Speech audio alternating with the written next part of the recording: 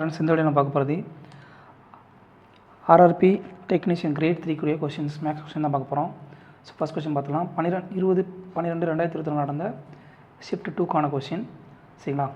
இதுக்கு முன்னாடி வந்து கிரேட் 1க்குரிய ஒரு 4 ஷிஃப்ட் கொஷின் இருக்கும். அது வந்து ரெண்டாக பார்க்கலாம். கிரேட் 1ல் வந்து ஒரு 4 ஷிஃப்ட் கொஷின்ஸ் இருக்குது. ஸோ அதை ரெண்டாக பார்க்கலாம்.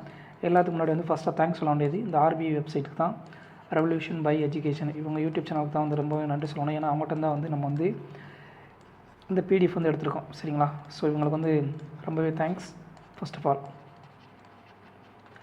சரிங்களா? வாங்க டேரெக்டாக வந்து கொஸ்டினுக்குள்ளே போயிடலாம். ஸோ ஃபஸ்ட் கொஸ்டின் என்ன பார்த்தீங்கன்னா, மேக்ஸ் கொஸ்டினில் 5வது கொஸ்டின். இஃப் 10,000 எக்ஸோட வேல்யூ வந்து இதாமா 9,982 ஸ்கொயர் மைனஸ் 18 ஸ்கொயர் அப்படின்னா எக்ஸோட வேல்யூ என்ன கேட்குறாங்க. நல்லா கவனிங்க. இது என்ன ஃபார்மெட்டில் இருக்குது? A square minus B square ஃபார்மெட்டில் இருக்கா? அதோட ஃபார்முலா என்ன? A plus B into A minus பியா. ஸோ அப்போ என்ன வரும்? 10,000 into X equal to A plus பின்னு வரும் 9982 ப்ளஸ் 18 இன்ட்டு 9982 மைனஸ் 18. அப்போ என்ன வரும்? 10,000 இன்ட்டு 9,964 சொல்லி வரும். ஸோ இங்கே அடி கொடுக்கலாமா? ஸோ 10,000 எக்ஸ் இருக்குமா? இப்போ எக்ஸோட வேல்யூ தானே கேட்குறாங்க நமக்கு. சரி, நான் 10,000க்கு 10,000 அடியாயிரும். ஸோ எக்ஸோட வேல்யூ 9,964. அவ்வளோதான். டேரெக்டாக வந்து கொஸ்டின் போட்டலாம். சிம்பிள் ஃபார்முலா, இயற்கணிதத்துடைய formula. A square minus B square equal to A plus B into A minus பின்றதான் ஃபார்முலா. அதுபடி போட்டிங்கன்னா அந்த ஆன்சர் கிடச்சிரும். அடுத்த கொஸ்டின் என்ன பார்த்தீங்கன்னா, 8வது question. Subtracting 90% of X from X. எக்ஸிலேருந்து 90% வந்து 90% எக்ஸை வந்து கழிச்சிட்டிங்க அப்படின்னா கிடைக்கக்கூடியது வந்து என்ன பார்த்தீங்கன்னா, எக்ஸோட மல்டிப்ளையும். எக்ஸை வந்து மல்டிப்ளை பண்ண எக்ஸ் ஆகும். அதாவது என்னென்னா, ஒரு எண் வந்து 100x. சரிங்களா? 100xலேருந்து 90% ஆஃப் எக்ஸ். சரிங்களா? 90% ஆஃப் எக்ஸை வந்து கழிச்சிட்டிங்க அப்படின்னா நம்ம கிடைக்கிறது என்னவா? எக்ஸோட மல்டிப்ளிகேஷனாக. X is equal to multiplying X. சரிங்களா? எக்ஸ் வந்து இன்ட்டு எக்ஸ் ஆமாம். அப்போ இதோட சுருக்கம் என்ன வரும்? 100 ஈக்குவல் டு ஃபஸ்ட்டு தப்பு சொல்லிட்டேன். எக்ஸ் இருக்குது. எக்ஸ்லேருந்து 90% வந்து கழிச்சிங்க அப்படின்னா 90% ஆஃப் த எக்ஸை வந்து கழிச்சிங்க அப்படின்னா வந்து நம்ம கிடைக்கிறது என்னமா? எக்ஸோட மல்டிப்ளிகேஷனாமா. சரிங்களா? எக்ஸோட மல்டிப்ளையிங் எக்ஸ் ஈக்குவலன்ட் கிடைக்கிற வேல்யூ வந்து எக்ஸை இன்னொரு மல்டிப்ளை பண்ணக்கு சமமாக. அப்படின்னா என்ன வரும்?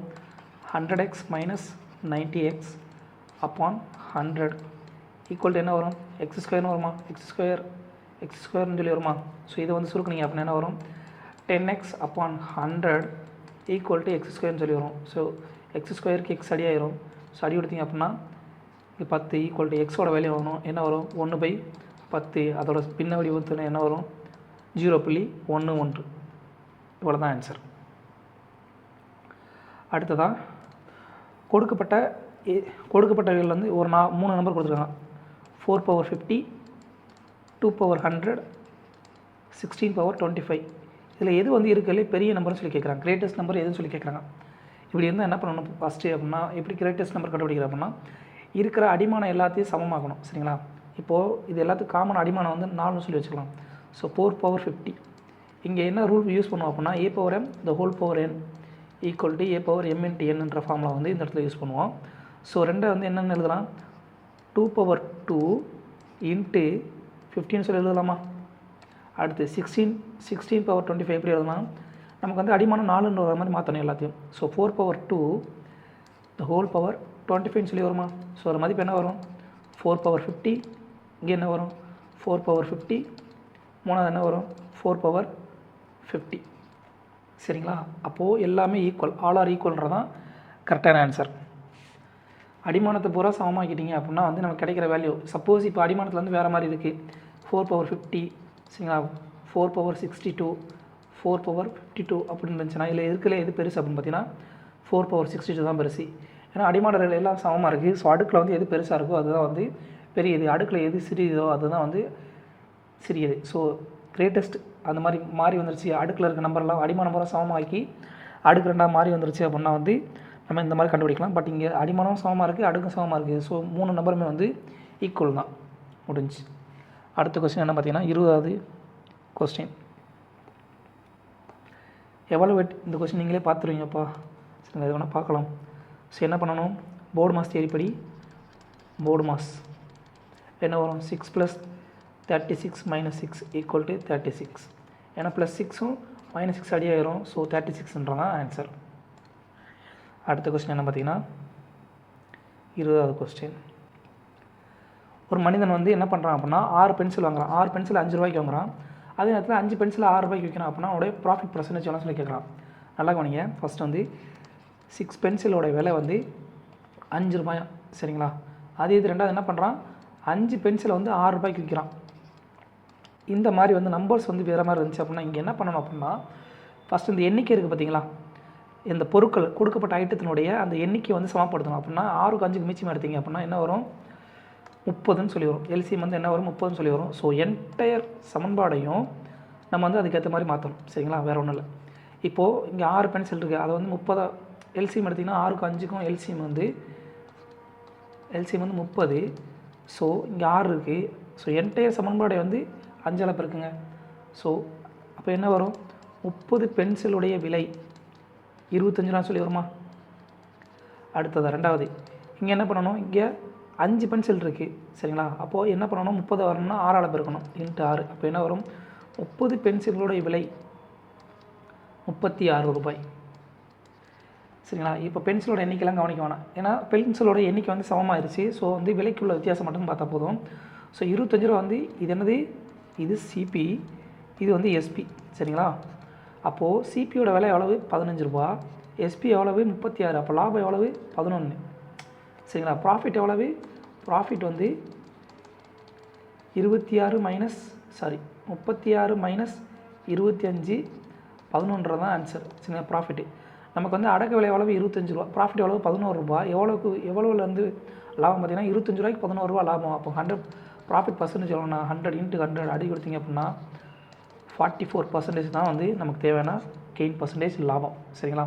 ஃபஸ்ட் இந்த மாதிரி கணக்கில் வந்து எண்ணிக்கை பொருட்களோட எண்ணிக்கை வந்து சமப்படுத்திட்டீங்க அப்படின்னா வந்து உங்களுக்கு தேவையான ஆன்சர் கிடச்சிரும். ஸோ அப்படின்னா பொருட்களோட எண்ணிக்கை வந்து இங்கே 6 இருக்குது, இங்கே 5 இருக்குது, எல்சிஎம் எடுத்தீங்க அப்படின்னா 30. ஸோ என்டையர் சமன்பாடையும் நம்ம வந்து இதுக்கேற்ற மாதிரி பெருக்கணும். அப்படி பெருக்கினீங்கன்னா 30 பென்சிலோட விலை 25 ரூபா அடக்க விலை, 30 பென்சிலோட விற்பனை விலை வந்து 36 ரூபா. அப்படின்னா விற்பனை சதவீதம் எவ்வளோன்னு பார்த்தீங்கன்னா லாப சதவீதம் வந்து 44% வந்து லாபம், அவ்வளோதான். அடுத்த கணக்கு 31வது கணக்கு.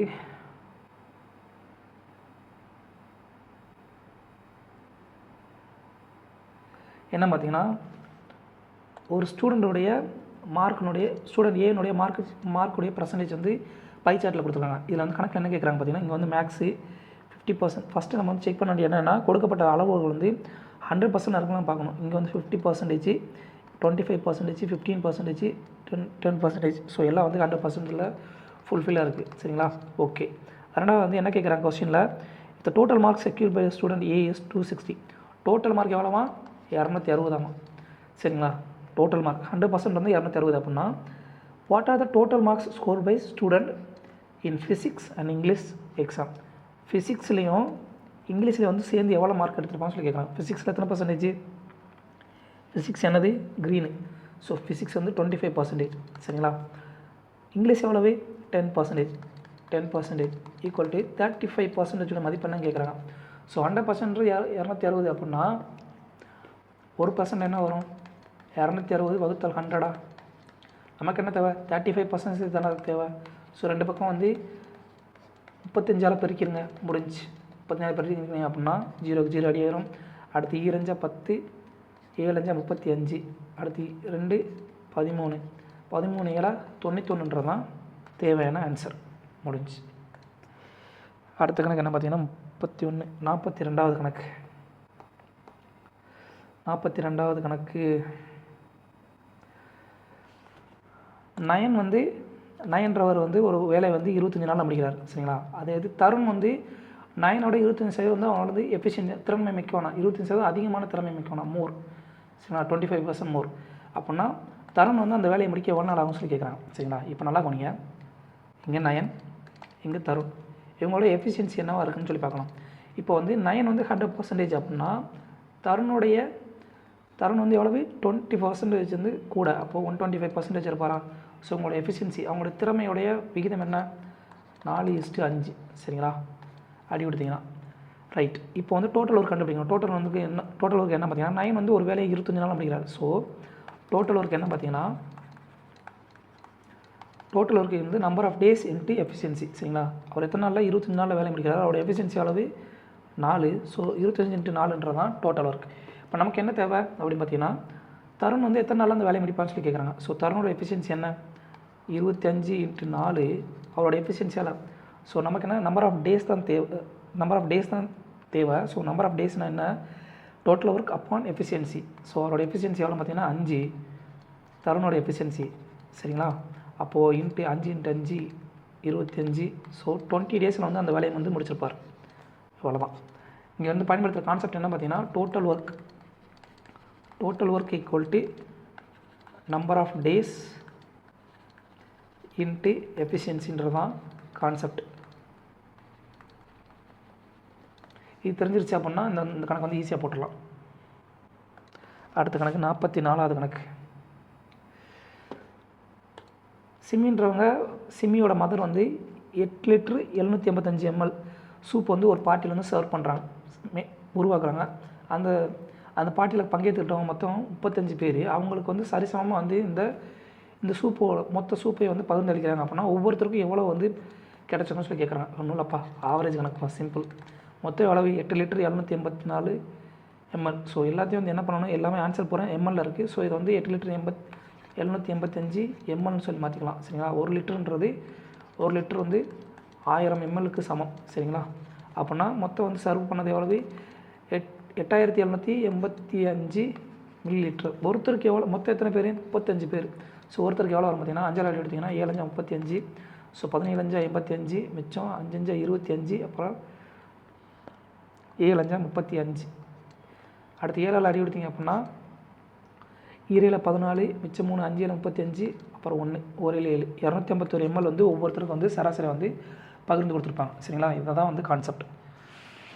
அடுத்த கணக்கு என்ன பார்த்தீங்கன்னா சூப்பர் கணக்குப்பா. இந்த கணக்கில் வந்து நம்ம ஆல்ரெடி வந்து ஒரு ஃபார்முலா வந்து இதுக்கு முன்னாடி ப்ரீவியஸ் கொஸ்டின்லேயே வந்து இதுக்கு முன்னாடி ப்ரீவியஸ் போட்ட கிளாஸில் எல்லாத்தையுமே டிஸ்கஸ் பண்ணியிருப்போம். அந்த சேம் ஃபார்முலா தான் இப்போ இங்கே யூஸ் பண்ணுறாங்க. 3 ஃபார்முலாங்க. ஃபஸ்ட்டு சொல்லிடுறேன். sin² θ plus cos² θ equal to 1. சரிங்களா, ரெண்டாவது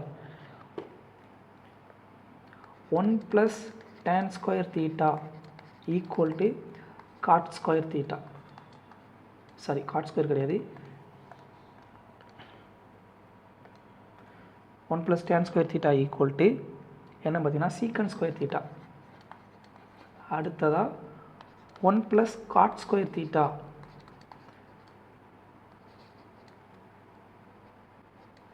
ஈக்குவல் டு என்ன வரும் பார்த்தீங்கன்னா cosec² θ.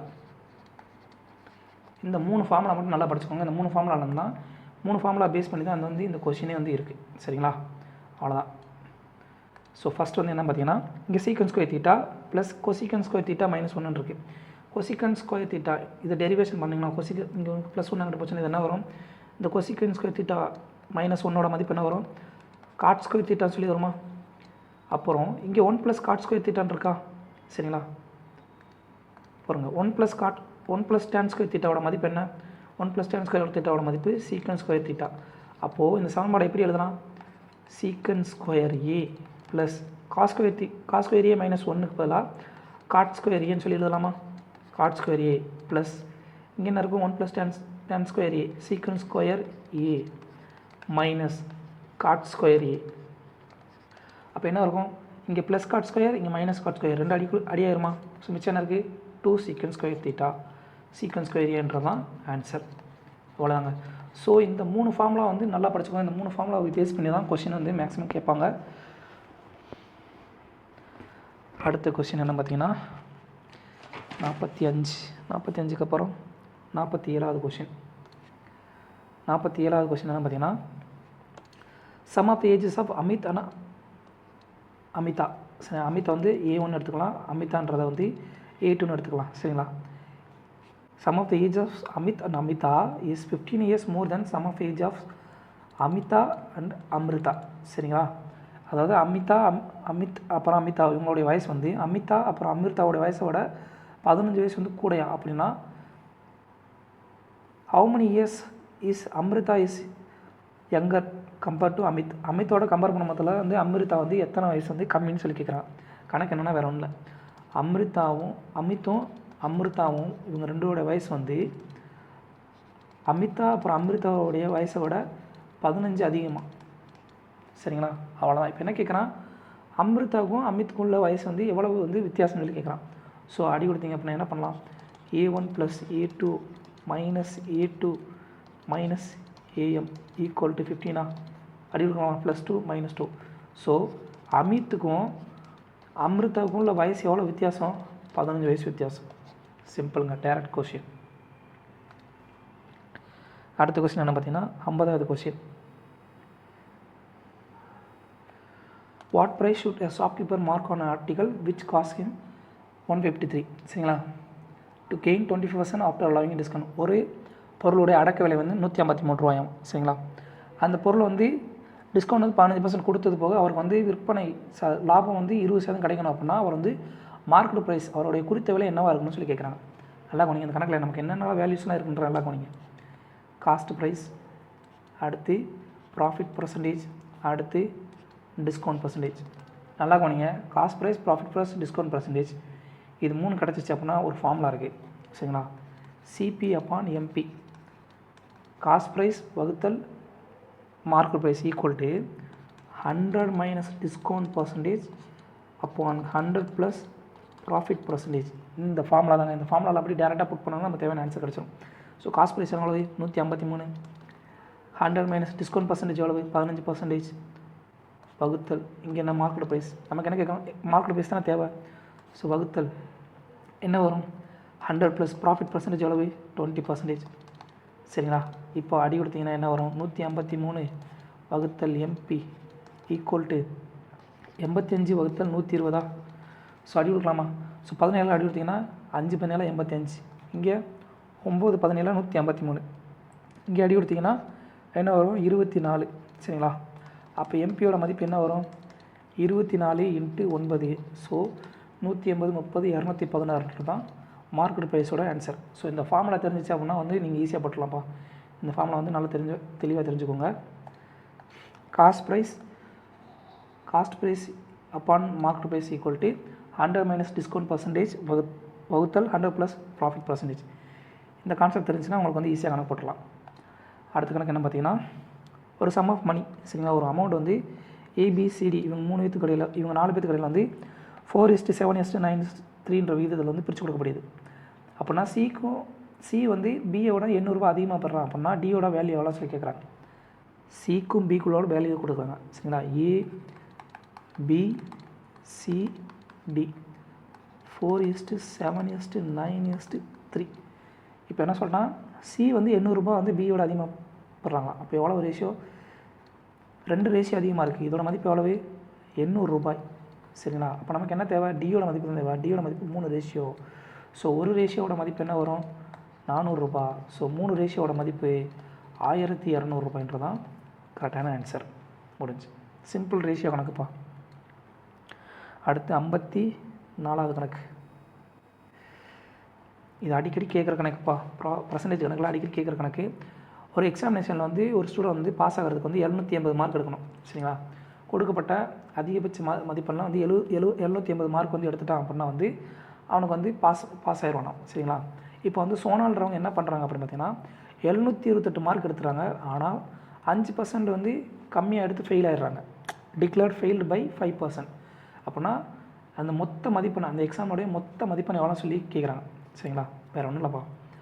இப்போது பாஸ் மார்க் அளவு 780. சரிங்களா, இப்போ சோனால் எவ்வளோ எடுத்திருக்காங்க, 728 எடுத்திருக்காங்க. 5% வந்து எடுக்காதனால, கம்மியாக எடுத்ததுனால வந்து 5% கம்மியாக எடுத்ததுனால வந்து அவங்க ஃபெயில் ஆகிட்டாங்க.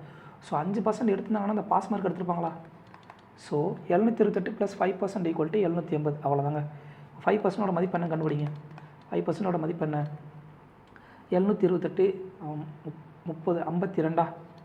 இப்போ நமக்கு என்ன தேவை, இருக்குல்லே மேக்ஸிமம் அக்ரிகேட்டட் மார்க். இது எவ்வளவு, 100%. அப்போது 2 பக்கம் 20ஆல் பெருக்கிடுங்க. முடிஞ்சு, பெருக்கினீங்கன்னா 5 × 20 100% = 1040. 1040 மார்க் தான் வந்து இருக்கலே ஹையஸ்ட் மார்க். நல்லா கவனிங்க, 780 மார்க் எடுத்தால் பாஸு. ஆனால் அவர் எடுத்தது 728, ஃபெயில் ஆனது 5% மார்க் எடுக்காதனால ஃபெயில் ஆகிட்டார். ஸோ 5% மார்க் எடுத்திருந்தார் அப்படின்னா பாஸ் ஆகிருப்பாரா? அப்போ 728 + 5% ஈக்குவல் டு 780 இருக்குமா? 5% வேல்யூ 52, 100% வேல்யூ 1040 முடிஞ்சுங்க. இவ்வளோ சிம்பிள் கணக்கு தான். அடுத்ததாக the average of all natural numbers between 12 and 13 which are divisible by 5. அதாவது 12 39க்கு இடையில் உள்ள 5ஆல் வகுப்படக்கூடிய எண்களினுடைய சராசரி எவ்வளோன்னு சொல்லி கேட்குறாங்க. சரிங்களா? 12க்கு அப்புறம் 5ஆல் வகுப்படக்கூடிய எண் என்ன? 15. 39க்கு நெருக்கமாக வந்து 5ஆல் வகுப்படக்கூடிய எண் என்ன? 39க்கு பக்கத்தில் 35. ஸோ இதுக்கு இடையில வந்து எத்தனை நம்பர்ஸ் இருக்குது? 15, 20, 25, 30, 35. எல்லாத்துக்கும் காமனான இன்டர்வல் என்ன? 5. என்ன கேட்குறாங்க? ஆவரேஜ் கேட்குறாங்க. ஆவரேஜில் மொத்தம் எத்தனை டேர்மு? 3, 5 டேர்மு. ஸோ 3ஆவது டேர்ம் தான் வந்து ஆவரேஜாக இருக்க முடியும். ஸோ டோட்டல் வந்து 5 டேர்மு. சரிங்களா? ஆவரேஜ் எவ்வளோ இருக்கும்? 3ஆவது டேர்ம் தான் இருக்கணும். சரிங்களா? அப்போது 25 தான் answer. 5 + 1/2 equal to third term தான் வந்து சராசரி. சரிங்களா? இது வந்து சின்ன வேல்யூ, அதனால் வந்து நீங்கள் கண்டுபிடிச்சிங்க. சப்போஸ் பெரிய வேல்யூவாக இருந்தால் எப்படி கண்டுபிடிக்கிறன்றதுக்கு ஒரு மெத்தட் இருக்குது. சரிங்களா? அந்த மெத்தடை பார்த்தீங்கன்னா வந்து உங்களுக்கு ஈஸியாக புரிஞ்சிடும். ஃபஸ்ட்டு என்ன பார்த்தீங்கன்னா அது சொல்லித்தரேன். இப்போது ஆவரேஜ் வந்து கொடுத்தாங்க. ஆவரேஜும் கேட்குறாங்க 12லேருந்து 15 வரைக்கும். ஸோ ஃபஸ்ட் நம்பர் என்ன நமக்கு தெரியும்? First number 15. 5ஆல் வகுப்படக்கூடிய ஃபஸ்ட் நம்பர் இந்த 2 கடையில் 15. லாஸ்ட் நம்பர் என்ன? 35. இதே நிறைய டேர்ம்ஸ் இருக்கிற மாதிரி ஒரு கணக்கு கொடுத்துட்டாங்கன்னா நீங்கள் எப்படி வரிசையாக போட முடியாது இல்லையா? அதனால் தெரிஞ்சுக்கோங்க. இப்போ வந்து நம்பர் ஆஃப் டேர்ம்ஸ். சரிங்களா? நம்பர் ஆஃப் டேர்ம்ஸ் வந்து கண்டுபிடிக்கணும் அப்படின்னா அதுக்கு ஒரு ஃபார்முலா இருக்குது. நம்பர் ஆஃப் டேர்ம்ஸ்க்கு வந்து இந்த ஃபார்முலா எழுதி வச்சுக்கோங்கப்பா, யூஸ் ஆகும். Equal to last term minus first term upon common difference. சரிங்களா? காமன் டிஃப்ரென்ஸ்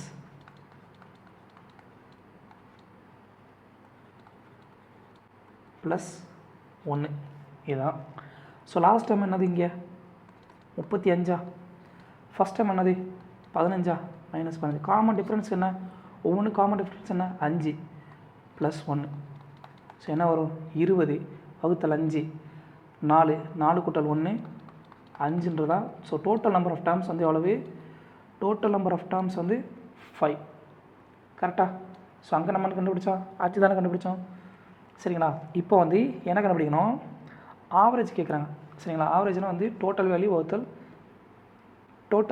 வகுத்தல் நம்பர் ஆஃப் டேர்ம்ஸ். சரிங்களா? இதுதான் வந்து ஆவரேஜ். இப்போ சப்போஸ் சம்மு கேட்டாங்க, எல்லா எண்களுடைய சம்மு கேட்டாங்க. சின்ன நம்பராக இருந்தால் கூட்டிடலாம், நிறைய நம்பர்ஸ் இருந்தால் என்ன பண்ணுவீங்க? ஸோ என்ன பண்ணணும் அப்படின்னு பார்த்தீங்கன்னா சம் ஆஃப் ஆல் டேர்முக்கு என்ன ஃபார்முலா பார்த்தீங்கன்னா, ஆல் டேர்முக்கு வந்து இந்த இடத்துல இயலுங்களுடைய டேர்ம் என்ன ஃபார்முலா பார்த்தீங்கன்னா டிஎன். சரிங்களா? டீன்றது டோட்டல், என்னன்றது number of terms equal to ஏன்றது என்ன? First term. சரிங்களா? n-1 × d. சரிங்களா? அப்படி பார்த்தீங்கன்னா இங்கே ஃபஸ்ட் டேர்ம் என்னது? 15. என்னன்றது என்ன? Total number of terms. So 5 - 1 into common difference எவ்வளவு? 5. ஸோ 15 கூட்டல் 4 × 5 ஈக்குவல் டு என்ன வரும்?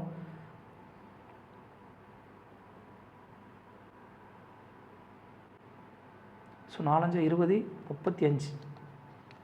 Sorry, total number of terms இல்லைங்க, சாரி. இது வந்து கடைசி number nth term last term கண்டுபிடிக்கிறதுக்கான விஷயம். சம் ஆஃப் டேர்ம் கிடையாது. சம் ஆஃப் டேர்முக்கு வேறு ஃபார்முலா இருக்குது. சம் ஆஃப் டேர்முக்கு ஃபார்முலா என்ன பார்த்தீங்கன்னா 2 ஃபார்முலா இருக்குது. ஃபஸ்ட் டேர்மு லாஸ்ட் டேர்ம் தெரிஞ்சிச்சுன்னா அதுக்கு ஃபார்முலா என்ன பார்த்தீங்கன்னா சம் ஆஃப் டேர்முக்கு வந்து சம் ஆஃப் ஆல் டேர்முக்கு வந்து ஃபார்முலா என்ன பார்த்தீங்கன்னா, சாரி நான் தப்பான ஃபார்முலா சொல்லி கொடுத்துட்டேன். இது வந்து nth டேர்ம். சரிங்களா? கடைசி நம்பர் என்னன்றதை கண்டுபிடிக்கிறதுக்காண்டி நம்ம பயன்படுத்துகிற ஃபார்முலா. சரிங்க? சம் ஆஃப் டேர்முக்கு வந்து என்ன ஃபார்முலா பார்த்தீங்கன்னா 2 ஃபார்முலா இருக்குது. SN sum of terms n/2 into 2a into n plus n 2a plus n-1 into d அல்லது n/2 into first term plus last term. சரிங்களா? இப்போது என்னன்றது என்ன பார்த்தீங்கன்னா நம்பர் ஆஃப் டேர்ம்ஸு, ஏன்றது ஃபஸ்ட் டேர்மு, டீன்றது காமன் டிஃப்ரென்ஸ். சரிங்களா? இப்போ வந்து நமக்கு ஃபஸ்ட் நம்பர் தெரியும், லாஸ்ட் நம்பர் தெரியும். ஸோ சம் ஆஃப் டேர்ம்ஸ் எல்லா எண்களுடைய கூடுதல் என்னன்னு பார்த்தீங்கன்னா எண் எத்தனை 5 5 வகுத்தல் 2 இன்ட்டு ஃபஸ்ட் டைம் என்ன 15 லாஸ்ட் டைம் என்ன 35. ஸோ கூட்டினீங்கன்னா 50 50 வகுத்தல் 2 25 5 இன்ட்டு 25 125 தான் எல்லா டேர்ம்ஸுடைய கூடுதல். சரிங்களா? மறுபடியும் சொல்கிறேன், நம்பர் ஆஃப் டேர்ம்ஸ் கண்டுபிடிக்கணும்னா last time minus first time வகுத்தல் இயலெண்கள். சரிங்களா? நேச்சுரல் நம்பர்ஸ்க்கு நம்பர் ஆஃப் டேர்ம் கண்டுபிடிக்கிறதுக்கு last time minus first time வகுத்தல் காமன் டிஃபரன்ஸ் ப்ளஸ் 1. இது வந்து நம்பர் ஆஃப் டேர்ம்ஸ் கண்டுபிடிக்கிறது. இதே லாஸ்ட் டேர்ம் கொடுக்குறாங்க, லாஸ்ட் டேர்ம் கேட்குறாங்க அப்படின்னா கடைசி டேர்ம் என்னன்னு பார்த்தீங்கன்னா nth டேர்ம். இது 10வது டேர்மு 15வது டேர்மு 20வது டேர்மு அப்படின்னு சொல்லி கேட்குறாங்க. 20வது எண் என்ன, 15வது என்ன, இது 17வது எண் என்ன அப்படின்னு சொல்லி கேட்டாங்கன்னா nth டேர்ம் 17. என்னன்றது அந்த நம்பர் ஆஃப் டேர்மு, ஏன்றது தொடக்க எண், first term a plus n-1 into common difference. சரிங்களா? இதே சம் ஆஃப் ஆல் டேர்ம் கொடுத்தாங்க அப்படின்னா ரெண்டு விஷயம் நல்லா தெரிஞ்சுக்கோங்க. ஃபஸ்ட் வந்து நமக்கு முதல் எண்ணும் தெரியும், இறுதி எண்ணும் தெரியும். அப்படின்னா இந்த formula n-2 into a plus l first term plus last term. அப்படி இல்லைனா n/2 into 2a plus n-1 into dன்றதான் சம் ஆஃப் டேர்ம்ஸினுடைய மதிப்பு. அவ்வளோதாங்க. ரொம்ப குழப்பிட்டேன்னு நினைக்கிறேன், சாரி. இப்போ அடுத்த கணக்கு என்ன பார்க்கணும்? எஸ், 58வது கணக்கு.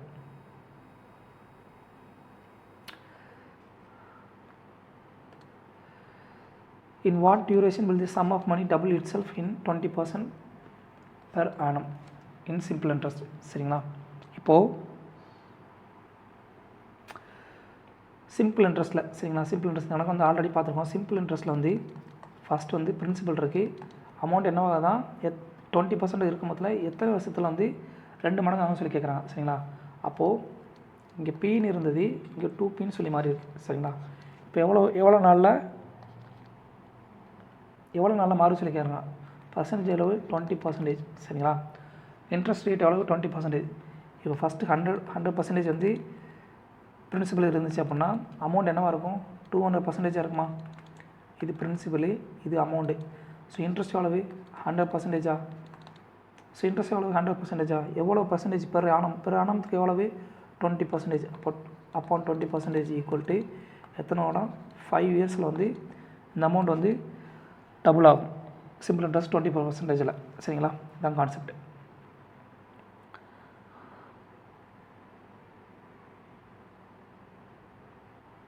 அடுத்த கணக்கு 58க்கு அப்புறம் 62. நல்ல கணக்குப்பா, கொஞ்சம் லென்த்தியான கணக்கு, பட் ஆனால் ஈஸியானது தான். ஒரு ரெக்டாங்கிள், ஒரு செவ்வக வடிவத்தில் ஒரு பக்கம் இருக்குது. அந்த பக்கத்தினுடைய சுற்றளவு வந்து 50 சென்டிமீட்டர். சரிங்களா? அந்த பக்கத்தினுடைய அந்த ரெக்டாங்கிள், அந்த செவ்வகத்தினுடைய பக்கங்களுடைய அளவீடு வந்து 1:4 விதத்தில் இருக்குது. அப்படின்னா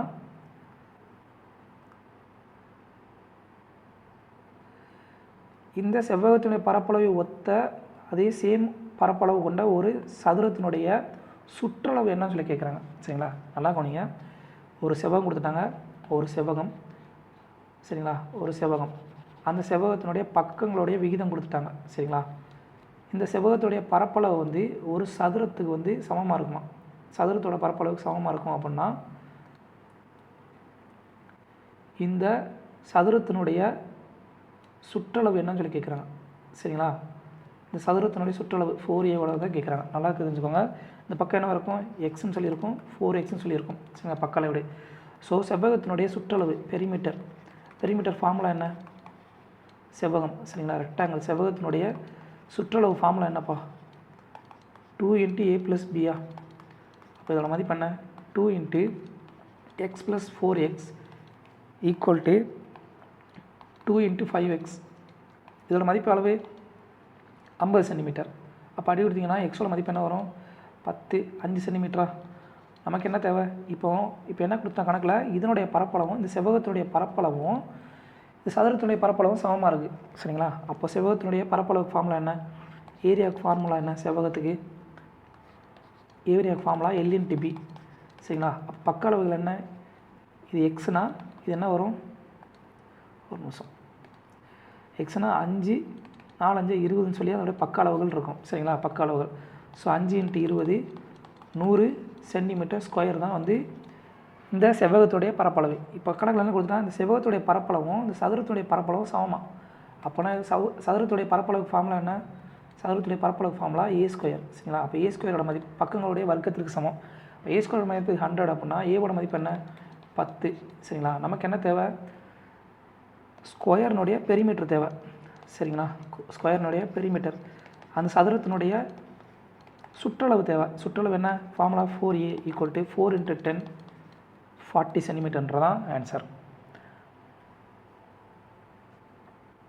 அடுத்ததாக பேர் ஆஃப் ஈக்குவேஷன் சரிங்களா. 3x - 5y = 7 -6 + 10y = 7 அப்படின்னா இதோட மதிப்பு என்ன சொல்லி கேட்குறாங்க நல்லா கவனிங்க. இதோட வேல்யூ 7 இதோட வேல்யூ 7 அப்படின்னா 3x - 5y = -6 + 10y சொல்லியிருக்குமா. அப்போது 3x + 6x = 10y + 5y. அப்போது 9x = 15y. அப்போ x/y மதிப்பு என்ன வரும் x/y மதிப்பு 15/9 = 5/3. இது வந்து நம்மளாக கண்டுபிடிக்கிறது தான் சரிங்களா. சப்போஸ் இந்த இடத்துல வந்து ஒய்க்கும் இதுக்கு வந்து வேல்யூ வந்து எக்ஸாக்டாக வந்து நம்மளால் சொல்ல முடியாது. ஸோ நோ சொல்யூஷன்றது தான் ஆக்சுவலாக ஆன்சர். ஏன் அப்படின்னா இது வந்து ரெண்டுமே மாறிலி. இந்த இடத்துல எந்த வேல்யூ வேணால் போடலாம். அந்த எல்லா வேல்யூமே வந்து கரெக்டாக சூட் ஆக மாட்டேன்னு சொல்ல முடியாது சரிங்களா.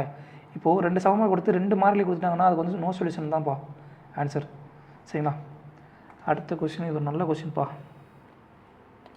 2 பைப் இருக்குது எக்ஸ் அண்ட் ஒய்ன்னு சொல்லி சரிங்களா. அது வந்து ஒரு தொட்டியை வந்து 21 மணி நேரம் அடுத்து 24 மணி நேரத்தில் வந்து நிரப்புது. இப்போது மூணாவது பைப்ஸ் ஆர் ஓப்பன் சைமல்டேனியஸ்லி. அந்த 2 பைப் வந்து ஒரே நேரத்தில் திறந்து விட்டுறாங்க. அப்புறம் என்ன ஆகுதுன்னு பார்த்தீங்கன்னா அதில் அந்த தொட்டியில் வந்து ஒரு தொட்டிக்கு கீழே வந்து ஒரு லீக்கேஜ் இருக்குன்னு சொல்லி கண்டுபிடிக்கிறாங்க. அந்த லீக்கேஜ்னால் தொட்டி நிரம்புறதுக்கு 48 நிமிஷம் இன்னும் அதிகமாகுதான் சரிங்களா. அப்படின்னா இப்போது அந்த தொட்டி வந்து நிரம்பி இருக்கும் பொழுது அந்த தொட்டியை வந்து அந்த லீக் பைப் வச்சு எம்டி பண்ணோம். அந்த ஒரே ஒரு பைப் லீக் ஆகிற பைப் வச்சு மட்டும் எம்டி பண்ணுறதுக்கு எவ்வளோ நேரம் ஆகும்னு சொல்லி கேட்குறாங்க சரிங்களா. நல்லா கவனிச்சுக்கோங்க. பைப் எக்ஸு இது பைப் ஒய் 21 மணி நேரத்தில் நிரப்புது, இது 24 மணி நேரத்தில் நிரப்புது. அப்படின்னா இதோட எல்சிஎம் என்ன வரும் சரிங்களா. இது வந்து டைமு.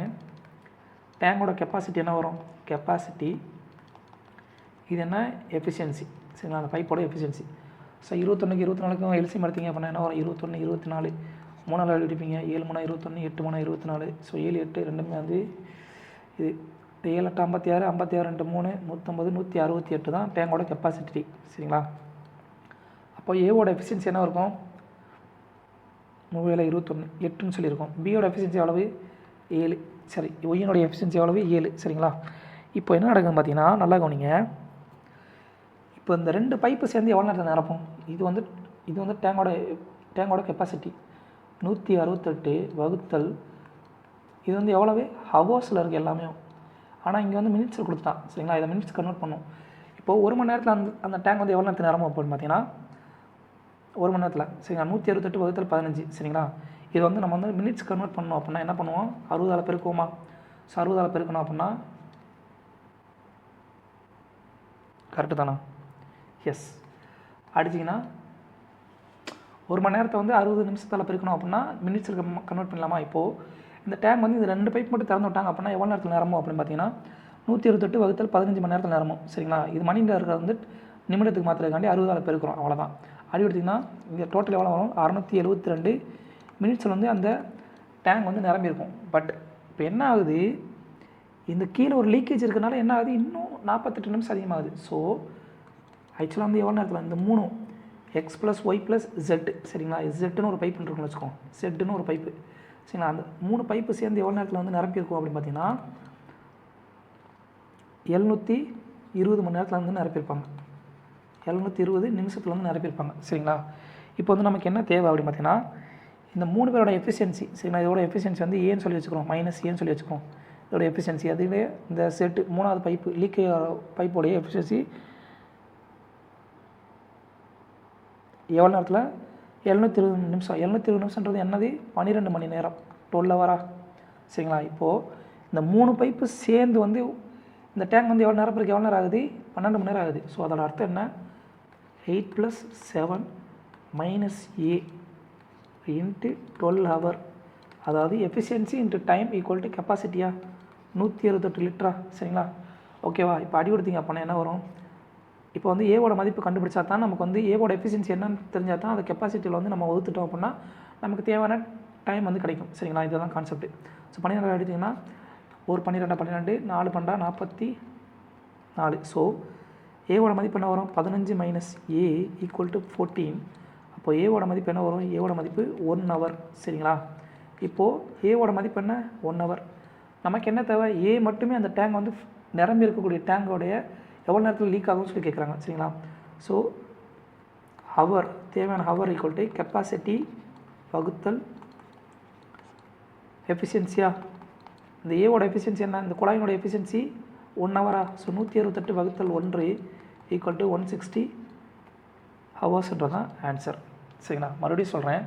எக்ஸ் ஒய் இது 2 டேங்க் இருக்குது. இந்த 2 டேங்க் வந்து 21 மணி நேரம் 24 மணி நேரத்தில் நிரப்பும்போது என்ன நடக்குதுன்னா, இப்போது கீழே வந்து ஒரு லீக்கேஜ் இருக்குன்னு சொல்லி கண்டுபிடிக்கிறாங்க. அந்த லீக்கேஜினால இந்த டேங்க் நிரம்புறதுக்கு ஆக்சுவல் டயத்தை விட 48 நிமிஷம் அதிகமாகுதாங்க. சரிங்களா, அப்போது டேங்கோட கெப்பாசிட்டி என்ன? இந்த இது 2 எல்சிஎம் எடுத்திங்கன்னா 168. அதோட எஃபிஷியன்சி எக்ஸ் பைப்போட எஃபிஷியன்சி 8, ஒய் பைப்போட எஃபிஷியன்சி 7. சரிங்களா, இப்போ அந்த டேங்க் நிரம்புறதுக்கு எந்த லீக்கேஜுமே இல்லை அப்படின்னா எவ்வளோ நேரம் ஆகும் பார்த்தீங்கன்னா 168 வகுத்தல் 15 மணி நேரம். இதை வந்து நம்ம வந்து இங்கே எல்லாமே ஹவரில், இங்கே மினிட்ஸில் இருக்கனால இது மினிட்ஸ் கன்வெர்ட் பண்ணுறதுனால 60ஆல் பெருக்கிறோம். 60ஆல் பெருக்கிங்கன்னா மொத்தம் 672 நிமிஷத்தில் வந்து அந்த டேங்க் வந்து ஆக்சுவலாக நிரம்பி இருக்கணும். ஆனால் என்ன நடக்குது? ஒரு லீக்கேஜ் இருக்கிறதுனால, ஏன்ற லீக்கேஜ் இருக்கிறனால, ஜெட் பைப்பினுடைய ஏன்ற திறன் எஃபிஷியன்சியில் வந்து லீக்கேஜ் நடக்கிறதுனால 48 நிமிஷம் அதிகமாகுது. அப்போது ஆக்சுவலாக சரிங்களா ரியாலிட்டியில் வந்து 720 நிமிஷம் வந்து அந்த பைப் வந்து அந்த தொட்டி வந்து நிரம்புறதுக்கு நேரமாகுது. 720 நிமிஷம் ஆகுது. அப்போ 720 நிமிஷம்ன்றது 12 மணி நேரம். சரிங்களா, இப்போ நல்லா கவனிங்க. இந்த மொத்த பைப்பினுடைய திறன் இன்ட்டு டைம் ஈக்குவல் டு என்ன வரும்? கெப்பாசிட்டி வருமா? Capacity equal to number of hours into எஃபிஷியன்சியா. ஸோ இவங்களோட எஃபிஷியன்சி என்ன? 8, 7, அப்புறம் 3ஆவது பைப் வந்து காலி பண்ணுறதுனால -A. சரிங்களா, அதோட எஃபிஷியன்சி -A எடுத்துக்கிறோம். -A into 12 hours equal to 168. So இதை சுருக்குனிங்க அப்படின்னா ஏவோட எஃபிஷியன்சி என்ன? 1 ஹவர். அப்போ நமக்கு என்ன தேவை? ஏ வந்து அந்த முழு தொட்டி நிரம்பி இருக்க தொட்டியை வந்து காலி பண்ணுறதுக்கு எவ்வளோ நேரம் ஆகும் பார்த்தீங்கன்னா 168 வகுத்தல் 1 168 ஹவர்ஸ் தான் ஆகும். சரிங்களா, அடுத்த கணக்கு வந்து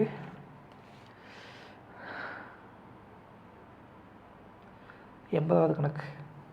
64 முடிஞ்சதுக்கப்புறம் 80வது கணக்கு.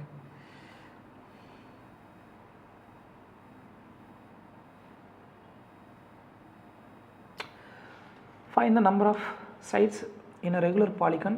சரிங்களா, ஒரு பலகோணத்தினுடைய இன்டீரியர், ஒவ்வொரு ஈச் இன்டீரியரோட வந்து 165 டிகிரி அப்படின்னா அதில் இருக்கக்கூடிய மொத்த பக்கங்கள் எத்தனை சொல்லியிருக்கிறான். இந்த மாதிரி ஈச் இன்டீரியர் ஆங்கிள் சொல்லி கொடுத்துட்டாங்க அப்படின்னா ஒரு ஃபார்முலா இருக்குது. Each interior angle of a polygon. சரியா, ஒவ்வொரு உட்கோணத்தினுடைய மதிப்பு. சரியா, ஒவ்வொரு உட்கோணத்தின் மதிப்பு ஒரு பலகோணத்துடைய பலகோணத்தில் என்னவாக இருக்கும் பார்த்தீங்கன்னா n-2 இன்ட்டு 180 டிகிரி வகுத்தல் n. சரிங்களா, இதுதான் வந்து ஃபார்முலா. என்னன்றது என்னென்னா இங்கே நம்பர் ஆஃப் சைட்ஸ். சரிங்களா, ஒரு பலகோணத்தினுடைய உள்கோணங்களுடைய ஒவ்வொரு உள்கோணங்களுடைய மதிப்பு என்னவாக இருக்குன்னா n-2 இன்ட்டு 180 டிகிரி வகுத்தல் n. என்னன்ற மதிப்பு என்னென்னா என்னன்றது நம்பர் ஆஃப் சைட்ஸ். சரிங்களா, இதோட மதிப்பு என்ன கொடுத்துட்டா இங்கே 165 டிகிரின்னு சொல்லி கொடுத்துட்டாங்க. சரிங்களா, so n-2 into 180 degree upon n equal to 165 அப்படின்னா அடி கொடுத்தீங்க அப்படின்னா என்ன வரும்? 165 11 இங்கே 12. ஸோ 12n - 24 ஈக்குவல் டு 11 என்ன? ஸோ என்னுடைய மதிப்பு என்ன வரும்? 24. 11 இந்த கொண்டு வந்தீங்கன்னா ஒரு எண் தான் இருக்கும். ஒரு எண்ணோட மதிப்பு 24. ஸோ நம்பர் ஆஃப் சைட்ஸ் வந்து தான் கேட்குறாங்க. So number of sides equal to 24. இந்த ஃபார்முலா தெரிஞ்சால் தான் இந்த கொஸ்டின் வந்து போட முடியும். ஸோ ஒவ்வொரு பலகோணத்தினுடைய ஒவ்வொரு உட்கோணத்தின் மதிப்பு. சரியா, உட்கோணத்தின் மதிப்பு அதுக்கு வந்து என்ன ஃபார்முலானா n-2 into 180 degree upon n. இது ஈச் எக்ஸ்டீரியர் ஆங்கிள் சொல்லி கொடுத்துட்டாங்க அப்படின்னா எக்ஸ்டீரியர் ஆங்கிளுக்கு ஒரு ஃபார்முலா இருக்குது. அதாவது வெளிக்கோணத்தினுடைய மதிப்புக்கு ஒரு ஃபார்முலா இருக்குது. அது என்ன ஃபார்முலா பார்த்தீங்கன்னா ஈச் எக்ஸ்டீரியர் ஆங்கிள் வெளிக்கோணத்தினுடைய மதிப்பு, ஒவ்வொரு வெளிக்கோணத்தினுடைய மதிப்புக்கு ஃபார்முலா என்ன பார்த்தீங்கன்னா 360 டிகிரி வகுத்தல் n. சரிங்களா, சாரிங்க. அடுத்து நம்பர் ஆஃப் டைனல்ஸ்னு சொல்லி கேட்பாங்க. அந்த மூளை விட்டங்கள் எத்தனை இருக்குன்னு சொல்லி கேட்பாங்க. அதுக்கும் ஒரு ஃபார்முலா இருக்குது.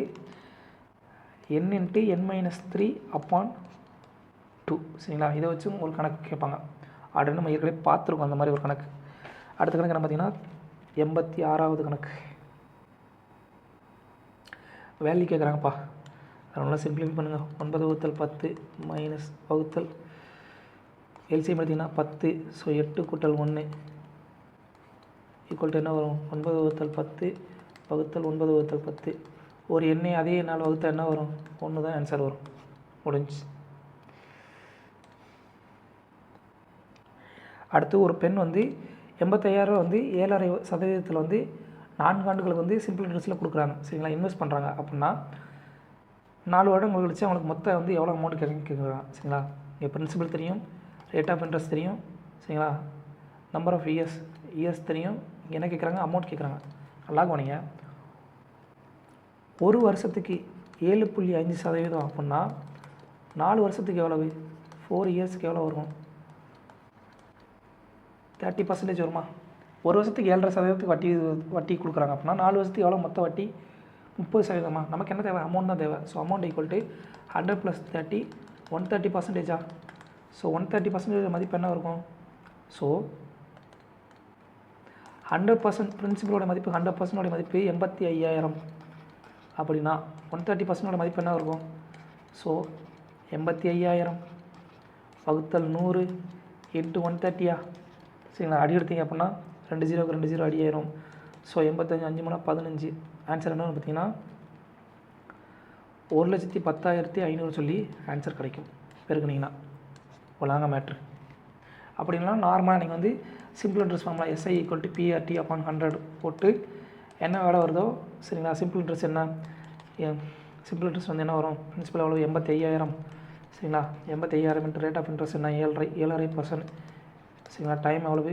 4 வருஷம் × 100 போட்டு இது என்ன வரும்? சிம்பிள் இன்ட்ரெஸ்ட் வரும். அந்த சிம்பிள் இன்ட்ரெஸ்ட்டை அந்த அமௌண்ட்டு பிரின்சிபலோட கூட்டினீங்கன்னா தேவையான அமௌண்ட் கிடைக்கும். இல்லை டேரெக்ட் அமௌண்ட் பார்க்கணுன்னா இந்த மாதிரி 130%க்கு பார்த்துக்கலாம். முடிஞ்சு. அடுத்த கணக்கு 90வது கணக்கு. 92வது கணக்கு.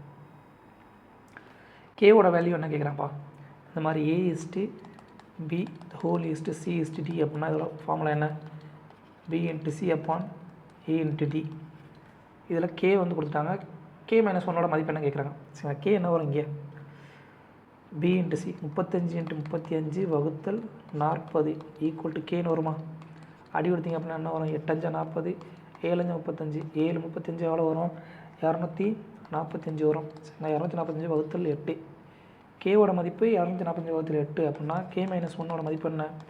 245 வகுத்தல் 8 -1 ஈக்குவல் டு 245 -8 வகுத்தல் 8 ஈக்குவல் டு 237 வகுத்தல் 8ன்றதான் தேவையான ஆன்சர். சரிங்களா, அடுத்ததாக ஒரு ட்ரெயின் வந்து 90 km வேகத்தில் வந்து ட்ராவல் பண்ணுது. அது வந்து ஒரு கம்பத்தை வந்து 5 செகண்டில் கிடக்குது அப்படின்னா ட்ரெயினோட லென்த் என்ன கேட்குறாங்க?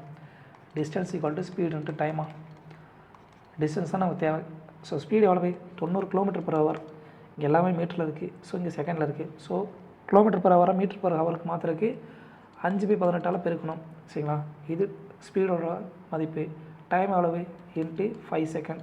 அடி எடுத்திங்க அப்படின்னா 5. சரிங்களா, 5³ 125 மீட்டர்ன்றதான் ஆன்சர். அடுத்த கொஸ்டின் என்ன பார்த்தீங்கன்னா ப்ரைம் நம்பர்ஸ்ப்பா. The average of first 10 prime numbers. முதல் 10 ப்ரைம் நம்பர்ஸுடைய சராசரி எவ்வளோன்னு கேட்குறாங்க. முதல் 10 ப்ரைம் நம்பர்ஸ் என்ன? 2 3 5 7 11 13 19 23 29. சரிங்களா, 3 6 9. இன்னொரு நம்பர் ஏதோ நம்பர் விட்டனே, 17 வகுத்தல் 10. இது எல்லாத்தையும் கூட்டினீங்கன்னா என்ன வரும்? 129 வகுத்தல் 10 ஈக்குவல் டு 12.9ன்றதான் ஆன்சர். 1லேருந்து 100 வரைக்கும் எத்தனை வந்து ப்ரைம் நம்பர்ஸ் இருக்குது பார்த்தீங்கன்னா, ப்ரைம் நம்பர்ஸ் வந்து எத்தனை இருக்குது பார்த்தீங்கன்னா, எத்தனை இருக்குது? 25 50. ஐயோ, நானே குழம்பிட்டேன். 25 நினைக்கிறேன். ஆல்ரெடி போட்டிருக்கேன். 1லேருந்து 50 வரைக்கும் எத்தனை ப்ரைம் நம்பர்ஸ் இருக்குன்னா 15 நம்பர்ஸ் இருக்கும். 1லேருந்து 100 வரைக்கும் 25 நம்பர்ஸ் வந்து ப்ரைம் நம்பர்ஸ் இருக்கும். சரிங்களா, டோட்டலாக. எஸ். அடுத்தது வந்து ஒரு ஹெக்ஸகன். ஒரு ரெகுலர் ஹெக்ஸகனுடைய சைடோடைய மதிப்பு வந்து 6 சென்டிமீட்டர் அப்படின்னா அதோடைய ஏரியா என்னன்னு கேட்குறாங்க. ஹெக்ஸகன்னா என்ன? ஒரு அருங்கோணம்ப்பா. ஒரு அருங்கோணத்தினுடைய பக்கங்களுடைய மதிப்பு கொடுத்துட்டாங்க. சரிங்களா? அருங்கோணத்தினுடைய பக்கங்களுடைய மதிப்பு கொடுத்துட்டாங்க 6 சென்டிமீட்டராமா. இப்போ நல்லா கவனிங்க, அருங்கோணம் வந்து ஹெக்ஸகன் வந்து எதுக்கு சமமாக இருக்கும்? ஒரு அருங்கோணம் வந்து எதுக்கு சமமாக இருக்கும் பார்த்தீங்கன்னா 6 சமபக்க முக்கோணத்துக்கு வந்து சமமாக இருக்கும். ஈக்குவிலேட்ரல் ட்ரையாங்கிளுக்கு வந்து சமமாக இருக்கும். சரிங்களா?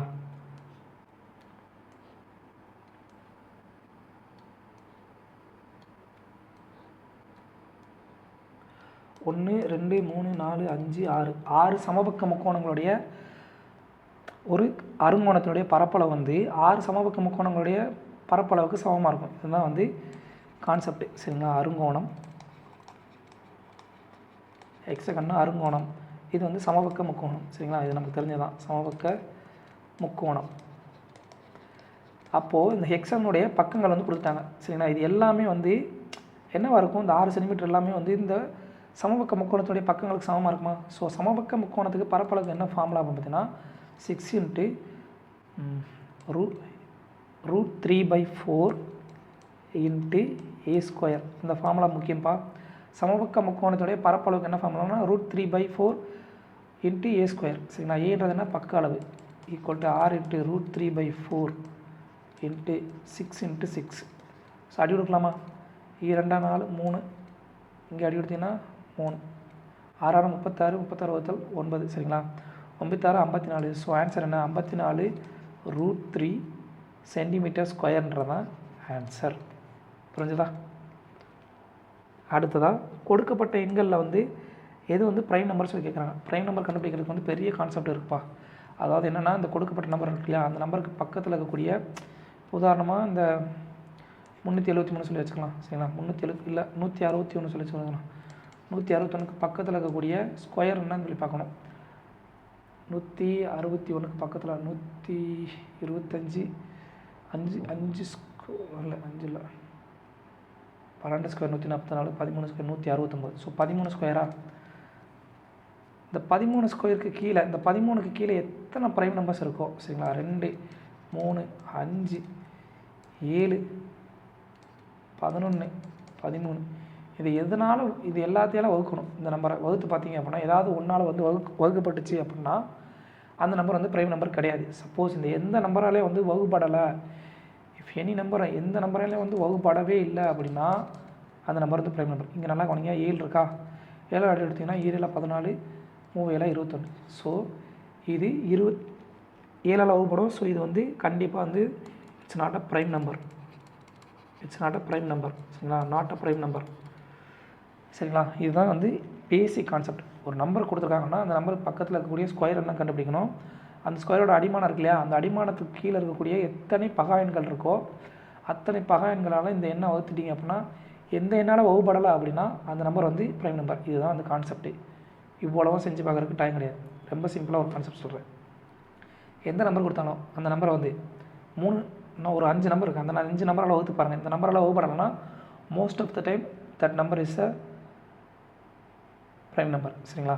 அந்த நம்பர்ஸ் என்னென்னா 13 17 19 23 29. இந்த 5 எண்களால் வகுத்து பார்த்துட்டிங்க அப்படின்னா வகுத்து பாருங்கள்.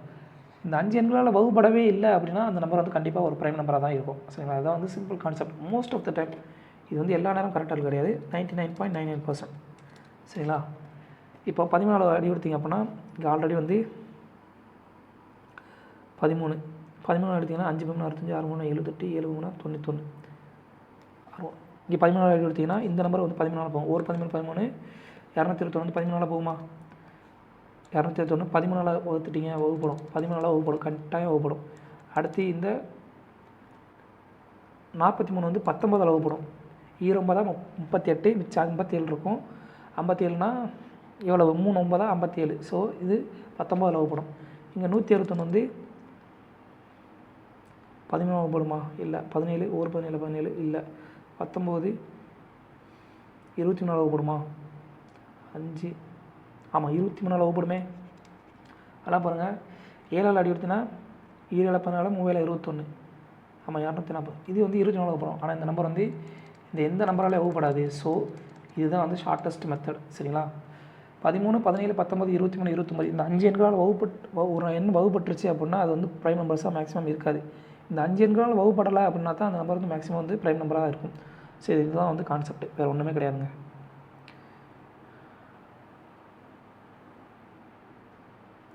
யூனிஃபார்ம் மோஷன் கொடுத்துருக்காங்க. இது ஆக்சுவலாக வந்து ஃபிசிக்ஸ் கணக்கு. ராம்பாபு இஸ் அண்டர் யூனிஃபார்ம் சீரான இயக்கத்தில் இருக்கானாமா. சரிங்களா? அப்போ 5 செகண்ட் வந்து 25 மீட்டர் கிடக்குறான். சரிங்களா? 5 செகண்ட் வந்து 25 மீட்டர் கிடக்குறான் அப்படின்னா 3 செகண்டில் வந்து எவ்வளோ மீட்டர் கிடப்பான்னு சொல்லி கேட்குறான். 3 செகண்டில் எவ்வளோ நேரத்தில் கிடப்பான்? 5 3 15 மீட்டர் வந்து கடந்திருப்பான். யூனிஃபார்ம் மோஷன் தானே. ஸோ ப்ரைம் நம்பர்ஸ் கண்டுபிடிக்கிறது இதான்ப்பா கான்செப்ட், வேறு ஒன்றுமே கிடையாது. சரிங்களா? அவ்வளோதான்ப்பா. தேங்க்யூ.